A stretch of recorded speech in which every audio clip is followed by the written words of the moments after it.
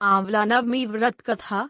कार्तिक माह के शुक्ल पक्ष की नवमी तिथि को अक्षय नवमी अथवा आंवला नवमी के नाम से जाना जाता है।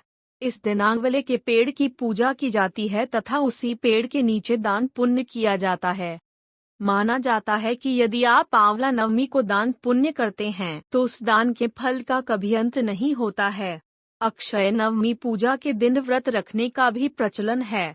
यदि आप भी इस दिन व्रत का पालन कर रहे हैं तो आपको आंवला नवमी व्रत कथा का पाठ अवश्य पढ़ना अथवा सुनना चाहिए, क्योंकि बिना कथा पढ़े या सुने पूजन संपन्न नहीं माना जाता है। आंवला नवमी की कथा। एक राजा था, उसका प्रण था वह रोज 1.25 मन आंवले दान करके ही खाना खाता था। इससे उसका नाम आंवलिया राजा पड़ गया। एक दिन उसके बेटे बहू ने सोचा कि राजा इतने सारे आंवले रोजाना दान करते हैं, इस प्रकार तो एक दिन सारा खजाना खाली हो जाएगा। इसीलिए बेटे ने राजा से कहा कि उसे इस तरह दान करना बंद कर देना चाहिए।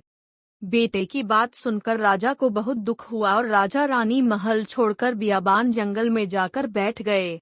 राजा रानी आंवला दान नहीं कर पाए और प्रण के कारण कुछ खाया नहीं। जब भूखे प्यासे 7 दिन हो गए तब भगवान ने सोचा कि यदि मैंने इसका प्रण नहीं रखा और इसका सत नहीं रखा तो विश्वास चला जाएगा।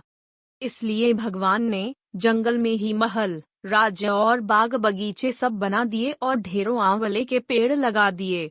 सुबह राजा रानी उठे तो देखा कि जंगल में उनके राज्य से भी दुगना राज्य बसा हुआ है। राजा रानी से कहने लगे, रानी देख कहते हैं सत मत छोड़े, सूरमा सत छोड़ या पत जाए, सत की छोड़ी लक्ष्मी फेर मिलेगी आए। आओ नहा धोकर आंवले दान करें और भोजन करें। राजा रानी ने आंवले दान करके खाना खाया और खुशी खुशी जंगल में रहने लगे। उधर आंवला देवता का अपमान करने व माता पिता से बुरा व्यवहार करने के कारण बहू बेटे के बुरे दिन आ गए। राज्य दुश्मनों ने छीन लिया, दाने दाने को मोहताज हो गए और काम ढूंढते हुए अपने पिताजी के राज्य में आ पहुँचे। उनके हालात इतने बिगड़े हुए थे कि पिता ने उन्हें बिना पहचाने हुए काम पर रख लिया। बेटे बहू सोच भी नहीं सकते कि उनके माता पिता इतने बड़े राज्य के मालिक भी हो सकते हैं, सो उन्होंने भी अपने माता पिता को नहीं पहचाना। एक दिन बहू ने सास के बाल गूंथते समय उनकी पीठ पर मस्सा देखा। उसे यह सोचकर रोना आने लगा कि ऐसा मस्सा मेरी सास के भी था। हमने ये सोचकर उन्हें आंवले दान करने से रोका था कि हमारा धन नष्ट हो जाएगा। आज वे लोग न जाने कहाँ होंगे।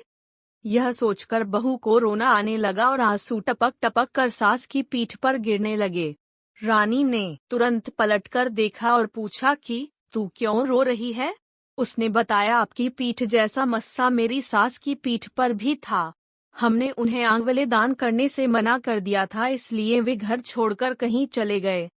तब रानी ने उन्हें पहचान लिया, सारा हाल पूछा और अपना हाल बताया। अपने बेटे बहू को समझाया कि दान करने से धन कम नहीं होता बल्कि बढ़ता है। बेटे बहू भी अब सुख से राजा रानी के साथ रहने लगे। हे भगवान, जैसा राजा रानी का सत रखा वैसा सबका सत रखना। कहते सुनते सारे परिवार का सुख रखना।